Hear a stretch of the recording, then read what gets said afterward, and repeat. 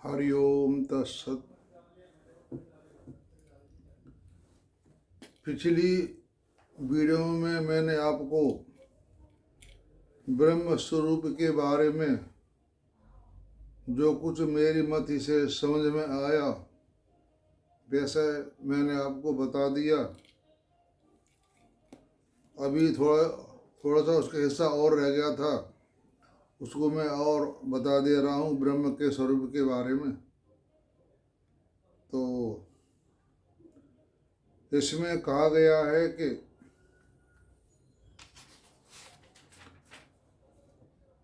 जब ऋषि भृगु ने अपने पिता वरुण से ब्रह्म स्वरूप के बारे में ज्ञान प्राप्त किया तो वरुण जी ने गहरा विचार करके यह निश्चय किया कि आनंद ही ब्रह्म है। मतलब ब्रह्म का स्वरूप आनंद ही है। ये आनंदमय परमात्मा ही अन्नमय आदि सबके अंतरात्मा है और वे सब इन्हीं के स्थूल रूप हैं। इसी कारण उनमें ब्रह्म बुद्धि होती है और ब्रह्म के आंशिक लक्षण पाए जाते हैं, परंतु सर्वांश से ब्रह्म के लक्षण आनंद में ही घटते हैं, क्योंकि ये समस्त प्राणी उन आनंद स्वरूप परब्रह्म परमात्मा से ही सृष्टि के आदि में उत्पन्न होते हैं और इन सब के आदि कारण वे ही हैं तथा इन आनंद का लेस पाकर ही ये सब प्राणी जी रहे हैं।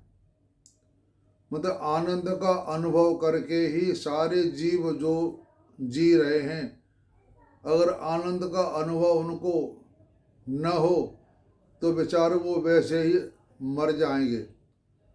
मतलब जब आदमी के पास दुख पड़ता है तो कभी कभी उसे किसी वजह से आनंद की प्राप्ति होती है तो उसके सहारे वो आदमी जीता रहता है।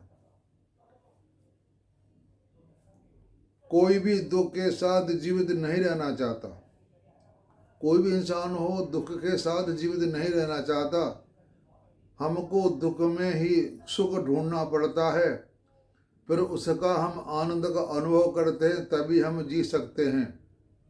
अगर हमारे जीवन में प्रारब्धवश दुख का ढेर लगा हुआ है तो हमें भगवान से प्रार्थना करना चाहिए, भगवान मुझे बुद्धि दे और मैं इसमें आनंद की खोज करूं, सुख की खोज करूं कि इसमें सुख कैसे हमें मिलेगा।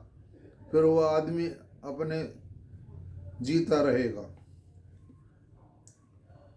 इतना ही नहीं, उन आनंदमय सर्व अंतर्यामी परमात्मा की अचिंत्य शक्ति की प्रेरणा से ही, मतलब उस ब्रह्म की प्रेरणा से ही इस जगत के समस्त प्राणियों की सारी चेष्टाएं हो रही हैं।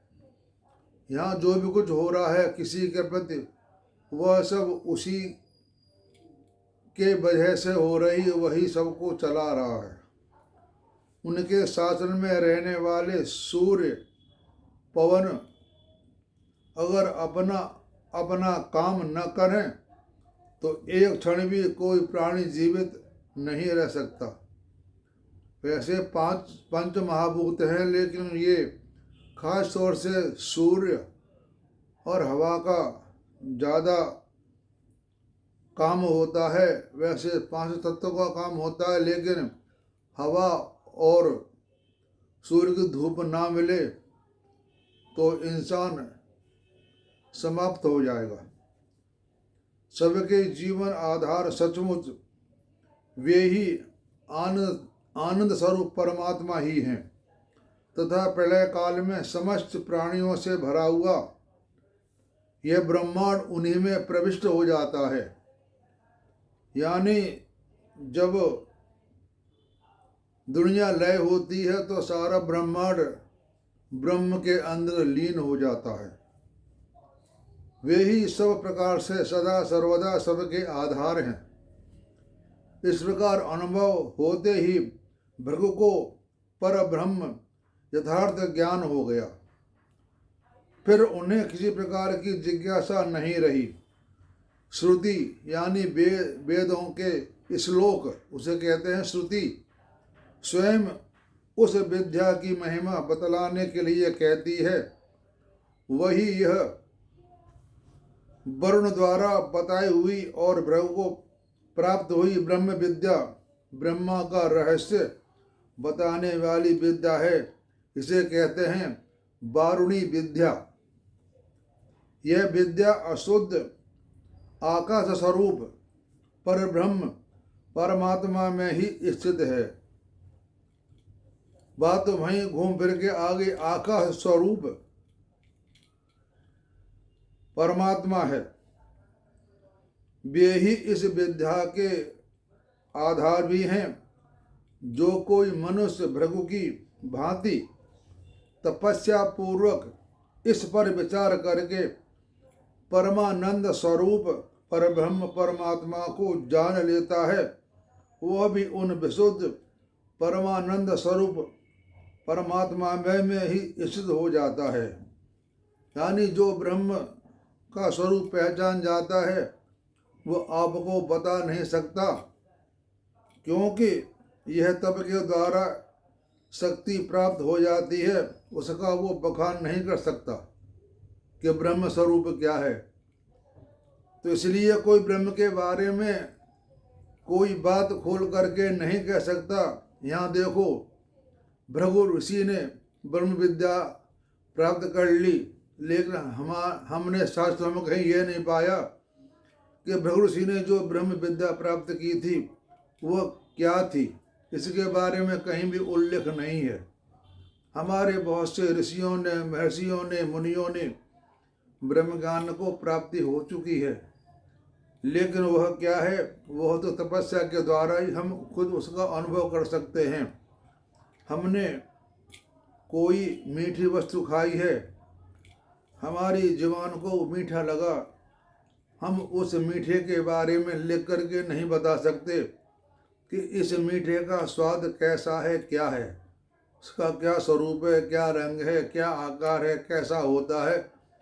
हम उसको लिख करके नहीं बता सकते। ऐसे ही तपस्या के द्वारा ब्रह्म ज्ञान की, ब्रह्म के स्वरूप को जान सकते हैं। और इस विद्या का वार्षिक फल बतलाकर मनुष्यों को उस साधन की ओर लगाने के लिए उपयुक्त प्रकार से अन्न, प्राण आदि समस्त तत्वों के रहस्य विज्ञान पूर्वक ब्रह्म को जानने वाले ज्ञानी के शरीर और अंतःकरण में जो स्वाभाविक विलक्षण शक्तियाँ उत्पन्न हो जाती हैं, उनको भी श्रुति बतलाती हैं। मैं इसकी वीडियो बना चुका हूँ, जो भृगु ऋषि ने अपने पिताजी वरुण के द्वारा जो रास्ता बताया था उसी को उन्होंने तपस्या करके ब्रह्म ज्ञान की या ब्रह्म स्वरूप की प्राप्ति की थी। वह अन्नवान अर्थात नाना प्रकार के जीवन यात्रापयोगी भोग से संपन्न हो जाता है और उन सब को सेवन करने की सामर्थ्य भी उसमें आ जाती है। अर्थात उसके मन, इंद्रियां और शरीर सर्वथा निर्विकार और निरोग हो जाते हैं। इतना ही नहीं, संतान से, पशुओं से, ब्रह्म तेज से और बड़ी भारी कीर्ति से समृद्ध होकर जगत में सर्वश्रेष्ठ समझा जाता है। अन्न का महत्व बतलाकर उसे जानने का फल बताया गया है कि भाव यह है कि जो मनुष्य अन्न आदि से संपन्न होना चाहें, उसे सबसे पहले तो यह व्रत लेना चाहिए कि मैं कभी अन्न की निंदा नहीं करूं। यह एक साधारण नियम है और मैं आपको बात बताई देता हूं। अन्न का जो आप खाते हैं, पीते हैं या कहीं आप निमंत्रण में जाते हैं तो खाना उतना ही लो जितना हम खा सकें। अन्न को थाली में ना छोड़ें कि अन्न को बड़ा दुख होता है, क्योंकि अन्न ही ब्रह्म है। अन्न से ही सारा जगत चल रहा है। अन्न नहीं है तो प्राण नहीं, प्राण नहीं है तो शरीर नहीं। अन्न ही मेन आधार है, अन्न ही ब्रह्म है। यह एक साधारण नियम है कि जिस किसी वस्तु को मनुष्य पाना चाहता है उसके प्रति उसकी महत्व बुद्धि होनी चाहिए, तभी वह उसके लिए प्रयत्न करेगा। जिसमें बुद्धि है वह उसकी ओर आंख उठाकर देखेगा भी नहीं। अन्न की निंदा न करने का व्रत लेकर अन्न से इस महत्व को समझना चाहिए कि अन्न ही प्राण है और प्राण ही अन्न है, क्योंकि अन्न से ही प्राणों में बल आता है और प्राण शक्ति से ही अन्नमय शरीर में जीवन की शक्ति आती है। यहाँ प्राण को अन्न इसलिए भी कहा गया है कि शरीर में अन्न के रस को सर्वत्र फैलाता है। शरीर प्राण के आधार पर ही टिका हुआ है, इसलिए वो प्राण स्वरूप अन्न का भोक्ता है।